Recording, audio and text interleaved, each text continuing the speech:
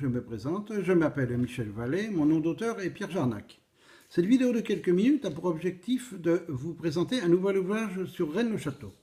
La démarche ne serait pas indispensable si l'on en juge par le nombre d'ouvrages existants déjà sur le sujet, un peu plus de 500.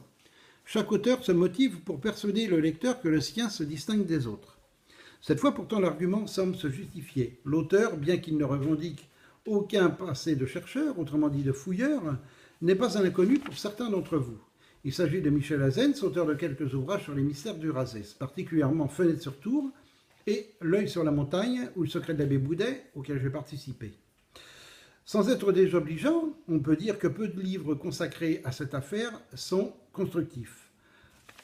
Lorsque leurs auteurs ne défendent pas une thèse ésotérique ou géométrique, ils proclament détenir des vérités touchant aux sciences obscures, à des théologies dissidentes ou à des aspects bibliques que le Vatican, depuis près de 2000 ans, tente de passer sous le boisseau. Cette fois-ci, rien de tout cela. Ce nouvel ouvrage de Michel Azens a pour titre « Rennes-le-Château, voyage au centre de l'affaire ». Le postulat est parti d'une dédicace authentique du livre de l'abbé Boudet, dédicace à l'adresse d'un savant basque, Antoine d'Abadie. Ce nom prononcé pour la première fois dans l'affaire de Rennes risque de l'être pendant longtemps. Qui était Antoine d'Abadie? Certes, un bourgeois de son temps, mais aussi un astronome, un explorateur, et il parcourut l'Abyssie, mais encore un linguiste reconnu. C'est lui qui créa la Société linguistique de Paris, dont l'abbé Boudet fut un des membres les plus actifs.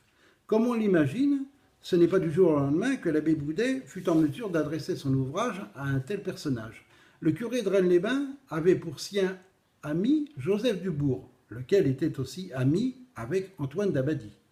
Or, ce curiste, à ses heures, était le représentant officiel du comte de Chambord, dans 11 départements du sud-ouest, dont l'Aude et l'Ariège. Rappelons que les monarchistes de l'époque, qui refusaient la République, voulaient que le comte de Chambord accède au trône de France. C'est Joseph Dubourg qui facilita le relationnel entre l'abbé Boudet et Antoine d'Abadie. C'est Joseph Dubourg également qui fichait tous les légitimistes. Michel Azens en a retrouvé les archives. Documents publiés, on y retrouve les noms de quelques-uns des bienfaiteurs,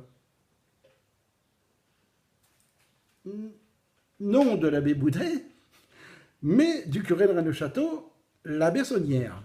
S'y trouve également le nom de Decoma, dont le frère fit construire un monastère près de Foix, que l'évêché fit détruire dans les années 50, après sa mort. Fin connaisseur de la littérature basque, Michel Azens nous révèle par ailleurs que l'abbé Boudet, pour la rédaction de son fameux Cromlech de Rennes-les-Bains, ne s'en est pas tenu aux quelques livres cités en référence, mais a utilisé d'autres ouvrages. Michel Azens les cite et se livre à des comparaisons.